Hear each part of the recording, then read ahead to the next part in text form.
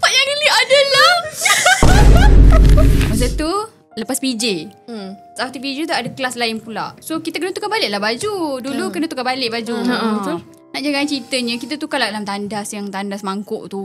Nak tahu tak? Masa tu dia satu. Bila tukar, ada kita nak ambil baju-baju yang kita nak ambil, angkat-angkat kan, kita sangkut tu macam jatuh bajunya, kena masuk dalam tandas. Kenapa tandas sudah tak ditutup?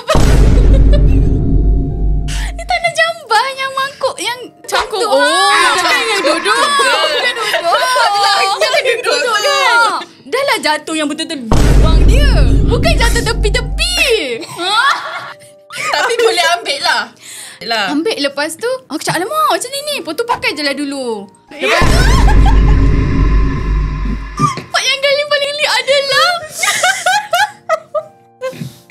aku tengok aku kat lengan aku. Ada tak? Ada tak? Ada tak? Ya Allah. Tapi masalah bau lah. Kenapa tak basuh? Lepas tu basuh lah. Basuh tapi bila kat kelas cek balik ada bau lagi.